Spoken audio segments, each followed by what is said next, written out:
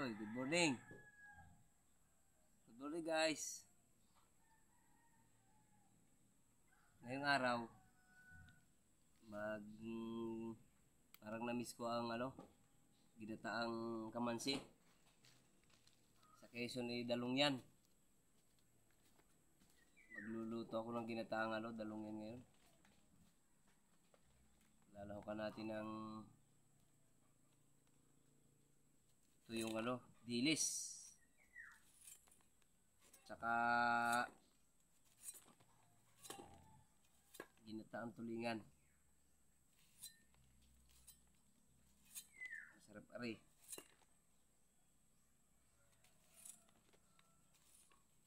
Parang na-miss ko ang ginataang dalungyan or kamansi.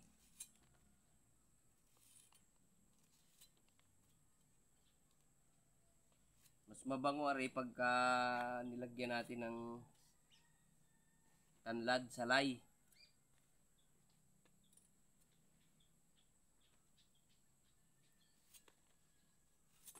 Bagong sungkit ari, bagong kuha ko lang.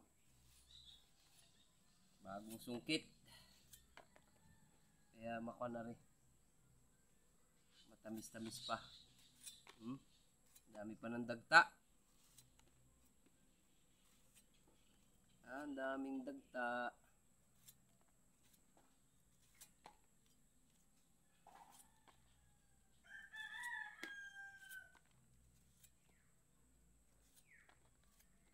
Sa mga mahilig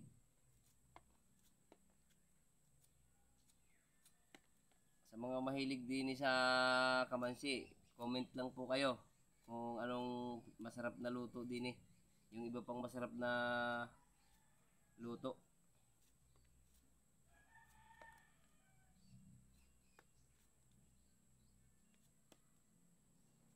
Para sa akin, pinaka-the best na luto na rin, ginataan.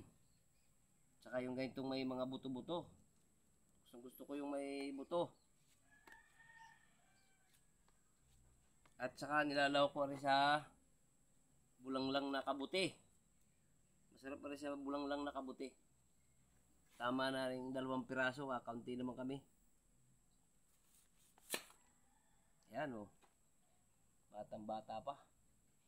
Ang dami ng gata o. Nagano ang dagta.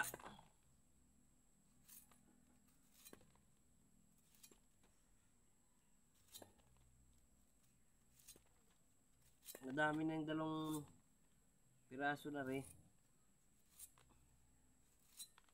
Pag minsan naabot pa sa dalawang ulaman.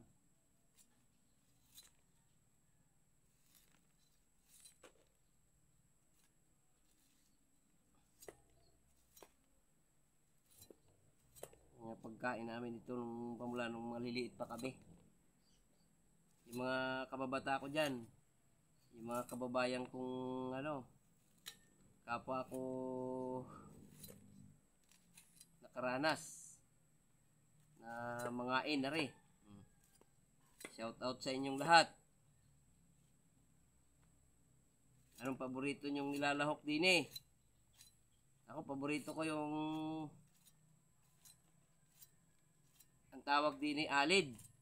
Sa atin sa Quezon ay tuyong dilis. Sa Bisaya ay buwad. Buwad nga bulinaw. Sa Bisaya, buwad nga bulinaw. Ang pansagol, ang lamas.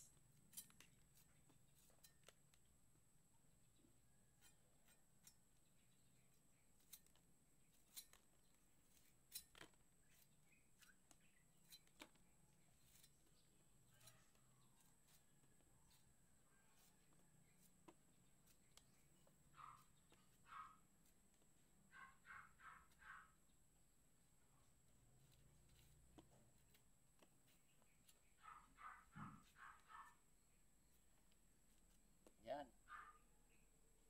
Tapos na guys, pagbabalat. Ano naman? Hihimay naman natin. Basta guys,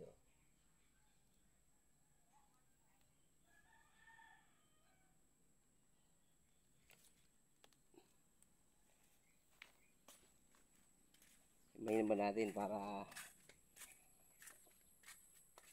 sarap.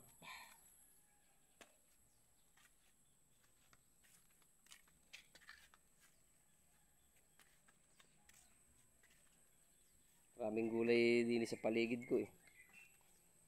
Kapaligiran, mahilig tayo sa gulay. Oh, dami ng mga talong. Ayan oh.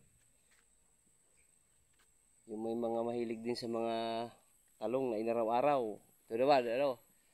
Yung kalamismis, 4 eskina, sigarilyas. Ay, mga gabi.